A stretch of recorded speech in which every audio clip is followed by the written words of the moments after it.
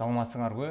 Үчүнчү сабагыбыздын темасы нейрон тармагынын негиздери. Мындан алдыңкы сабакта нейрон тармактары жана тереңдетилген үйрөнүүнүн негиздерине көбүн эсе токтолгонго аракет кылдык. Бул жакта болсо өзгөчө нейрон тармагынын негиздерине токтолгонго аракет кылалык. Анткени нейрон тармагы тереңдетилген үйрөнүүнүн пайдубалын түзөк десек да болот. Ошо нейрон деген эмне, тармак эмне үчүн тармак делинет, ошолорго да кенен бир түшүндүрмө бергенге аракет кылалык. Нейрондук тармактардын иллюстрациясын кайра эсиңиздерге салайын.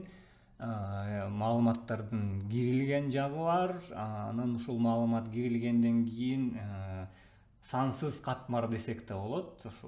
Ушул катмарлардын санына жараша кийинчерээк биздин ушул нейрондук тармагыбыздын тереңдиги белгилене турчу ушу катмарлардын саны. Катмарлар, ар бир катмар сиздер көргөндөй башка катмардагы нейрону персептрон десек болот. Ар бир бул жакта сиздер көргөн айланалар персептрон болуп саналат. Ар бир персептрон сиздер байкагандай бир алдыңкы катмардагы персептрон менен түздөн түз байланышы бар. Андыктан муну эми тармак деп аталганыбыздын себеби ошондон. Бул жакта ошол байланыштар бизге нейрондук тармактардын негизин түзөт десек болот. Эгерде мисалы конкреттүү бир мисалды ала турган болсок, мисалы ушул тармак сиздер байкагандай биринчи персептрон менен ар бир кийинки тармактагы ар бир персептрон менен бул жакта эмеси өзүнүкү бар экен, бирок эми кайталоо максатында дагы бир жолу чийип атам. Балким тармак аябай жыш болгон үчүн балким көңүлүңүздөргө келбей калгандыр же көрүнбөй калгандыр. Сиздерде байкагандай ар бирөө менен сөзсүз түрдө байланышы бар. Башкача айтканда ар бир персептрон кийинки катмардагы персептронго таасирин тийгизе алчу даражага ээ.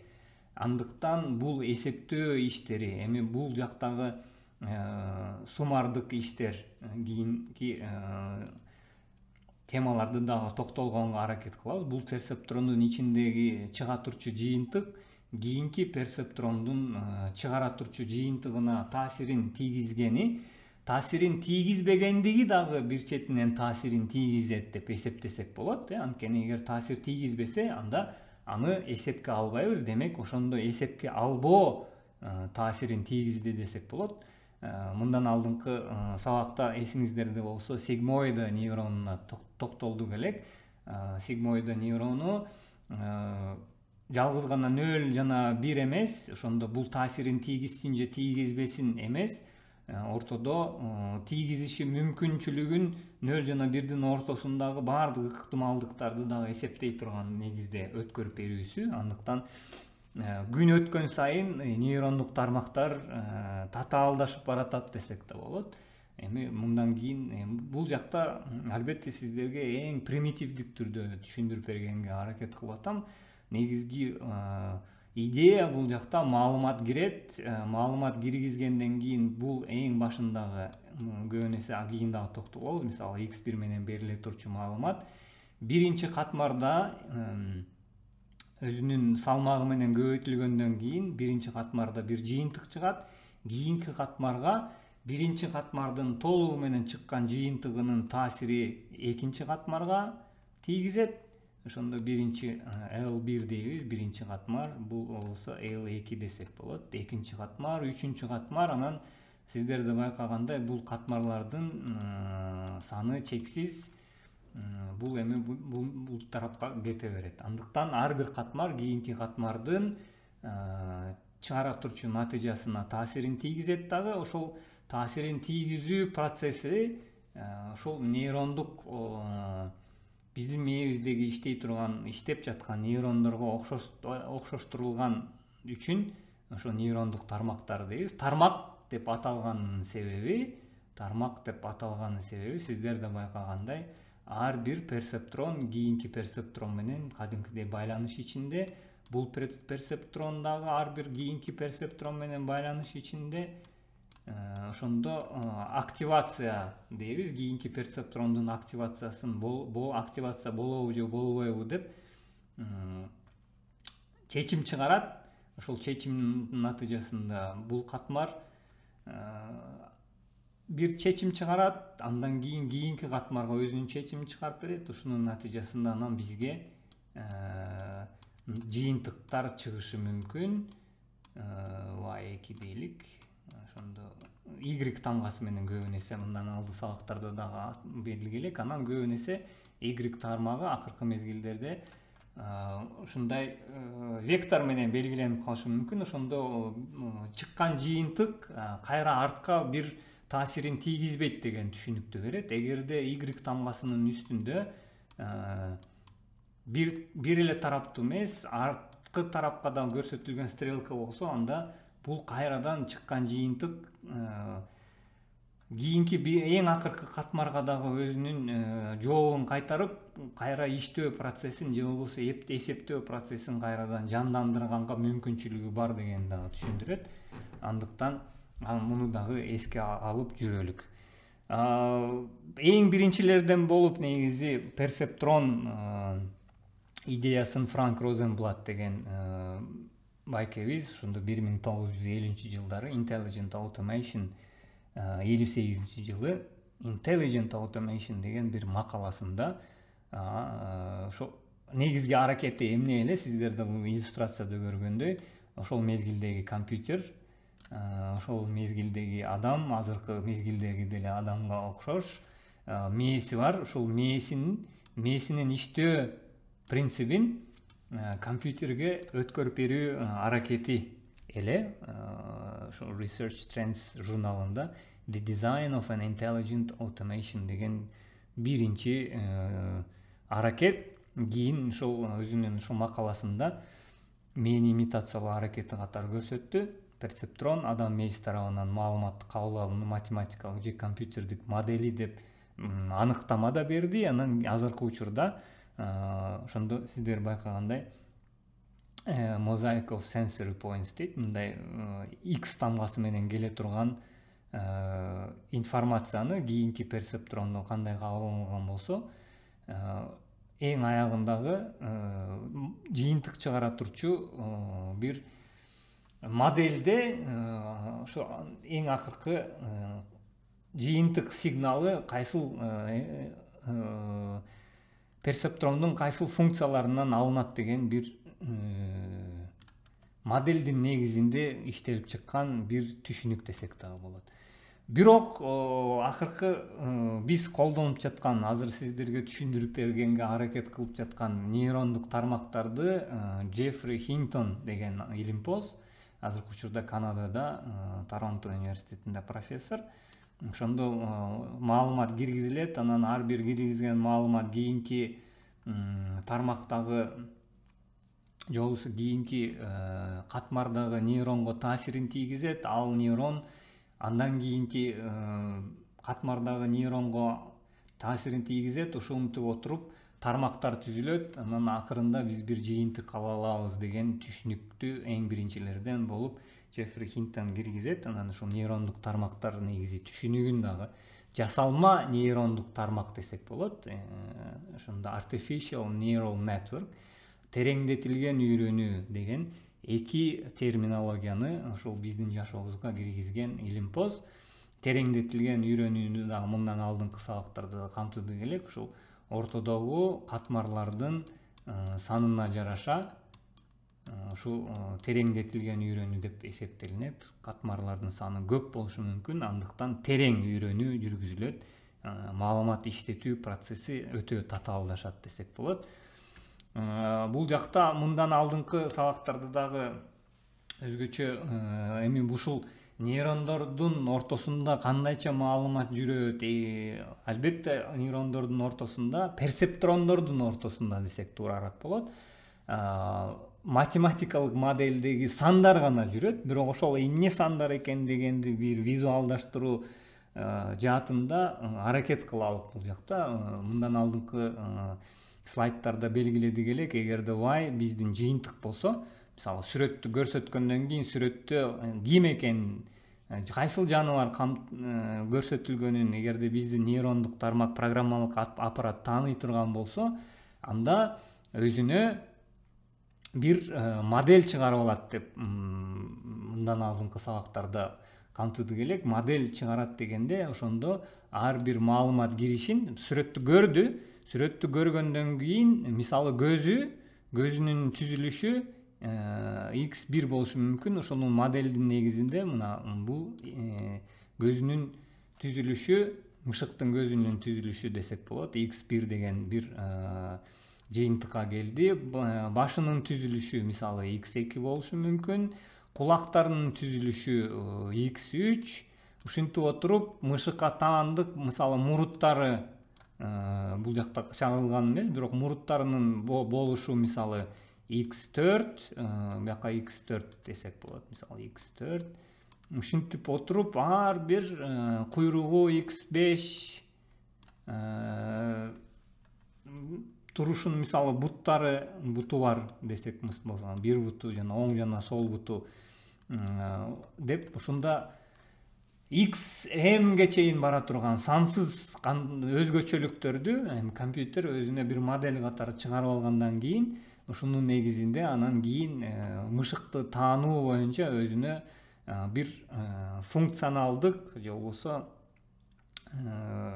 бир функция чыгарат десек болот, математикалык функция. Анан ошол математикалык функцияга туш келген сүрөттөрдү анткени бул жакта сүрөттү көргөндөн кийин компьютер албетте биз көргөндөй эсептебейт, пиксель катары эсептейт. Ошондо көзүн кайсыл жакта жайгашкан, мурдунан дагы бир функция мисалы бул жакта камтышыбыз мүмкүн. Мисалы эки көзү менен ортосундагы аралыгы менен мурдунун ортосундагы аралыкты өзүнө дагы бир функция катары кабыл алышы мүмкүн.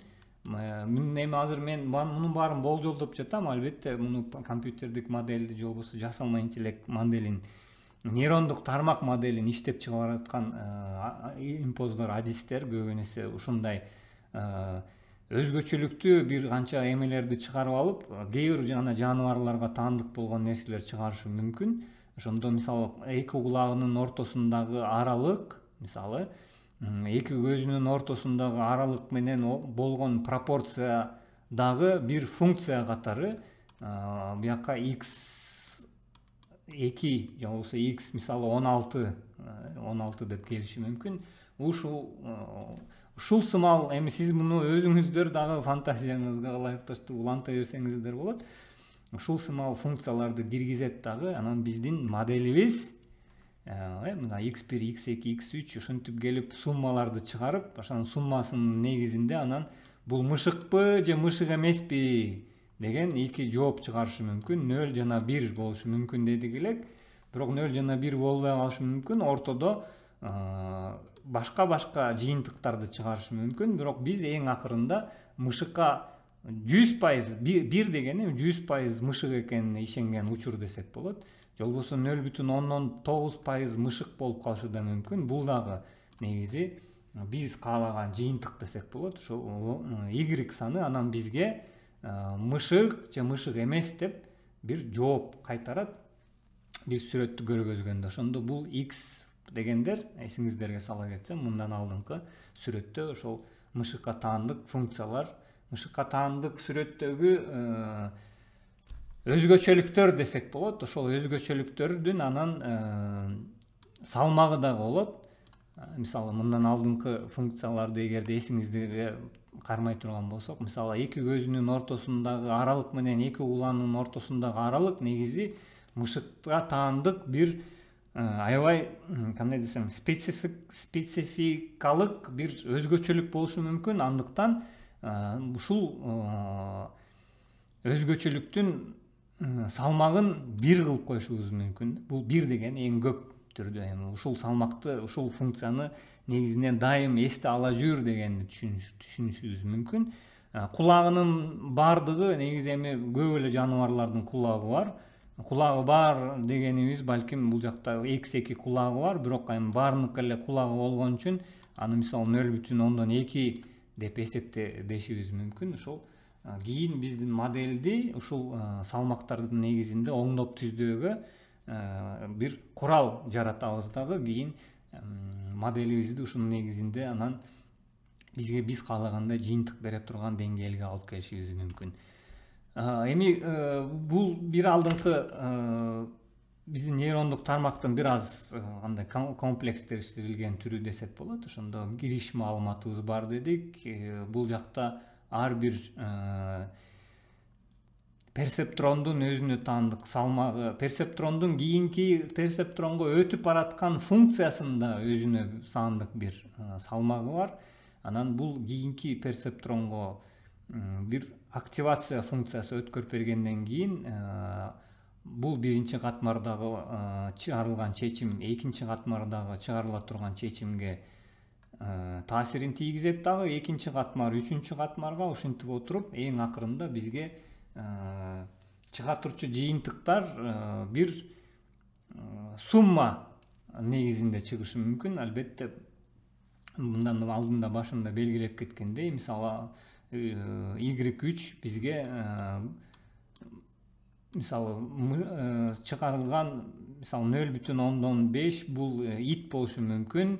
Мисалы 0,7 бул эмне болушу мүмкүн? Мисалы арстан болушу мүмкүн деши мүмкүн да. Албетте, анткени мисалы мышыктар арстан. Бирок мисалы биринчи функцияда келе турган маалымат ушул жактан көлөмүнө тиешелүү болгон үчүн көлөмүн дагы көлөмүн дегенде бул жакта мышыктын арстанга караганда көлөм жагынан кичинерээк болуусу камтылган болгон үчүн Y1 Y1 бизге эмнени түшүндүрүшү мүмкүн? Жок, бул 90% мышык болушу мүмкүн. Анткени көлөмүн карасаңар, бул Y2'де көлөмү эсептелген эмес болушу мүмкүн. Андыктан 0,7 Y3'те болсо мисалы мышык атаандык, мисалы муруту, кулагы эсептелбеген үчүн, ошон үчүн Y3 бизге бул ит деген бир натыйжа дагы берип калышы мүмкүн. Эми нейрондук тармактарды албетте мындай жөнөкөй бир ушундай чип берүү менен түшүндүрүп берүү оор татаал болсо керек, бирок негизги идеяларын эми эсептөө иштери кандай жүргүзүлөт, анан түшүнүктөр, жалпы түшүнүктөр, мисалы X тамгасы менен дайым кирилген маалыматты W тамгасы менен ошол кирилип аткан персептрондон же болбосо кирилип аткан маалыматты кийинки персептронго өткөрүлүп берип аткандагы салмагы дедик, катмарлардын саны маанилүү. Анан акырында бизге Y тамгасы менен жыйынтык чыгат. Ошондо нейрондук тармактарды изилдеп жатканда же болбосо нейрондук тармактарга тиешелүү кандайдыр бир макала окуп жатканда X тамгасын көрсөңүздөр, X символун көрсөңүздөр, бул жакта маалымат киргизилип жатыптыр. W тамгасын көрсөңүздөр, бул маалыматтын ушул нейрондук тармактагы салмагы тууралуу маалымат экен деп түшүнүңүздөр. Кийинчерээк Y тамгасы болсо бул чыккан жыйынтыкты L тамгалары, чоң L менен көрсөтүлгөн тармактар ошол катмардын суммасын же болбосо катмардын санын көрсөтө турган түшүнүктөр десек дагы болот. Бул жакта болсо ошол нейрондук тармактардын ичинде жүргүзүлгөн математикалык эсептөө иштери мындан алдыңкы сабактарда дагы кенен токтолгонго аракет кылдык элек. Сиздер билгендей, ошо матрицалардын негизинде жүргүзүлөт дедик элек. Ошондо ар бир, мисалы 1, 2, 3, 4 маалымат кирип жатат биздин 3 персептронубузга. Ар бирөө ошо киргизилип аткан маалымат байс деген дагы түшүнүк бар, бирок муну эми кийинчерээк балким дагы тереңдетилген сабактарда токтолобуз. Бирок азыркы учурда биздин негизги түшүнө турган блок ушул жакта. Ошондо X1, X2, X3, X4 биздин кирген маалымат болсо, сиздер да байкагандай ар бир кирилген маалыматка таандык ошондо 4 салмак бар. Ар бир салмак эсептелет дагы. Кийин A1 ушул эсептөөлөрдүн натыйжасында бир суммага же болбосо натыйжага ээ болот. Ошондо A1 акырында активациясы, activation дейбиз, activation function, активация функциясы бир алдыңкы кирилген маалымат, эми бул жакта негизги көрсөтөйүн деген бир топ эсептөө иштери жүргүзүлөт. Эми бул сиздер байкагандай 4 эле маалымат кирди, анан 3 эле персептронубуз бар. Эми бул примитивден дагы эң примитив бир нейрондук тармак десек болот. Албетте бул киргизилген маалыматтардын саны миңдеген болушу мүмкүн. Ортодо персептрондордун саны же болбосо катмарлардын саны миңдеген болушу мүмкүн. Мындан ары кете турган катмарлар. Анан ушунчалык эсептөө иштерин эми канчалык татаал экенин көрсөткөн бир слайд десек дагы болот. Анда ушуну менен ушу нейрондук тармактардын негиздерине арналган сабагыбыз дагы аяктайлык. Кийинки сабактарда көрүшкөнчө аман эсен болуңуздар.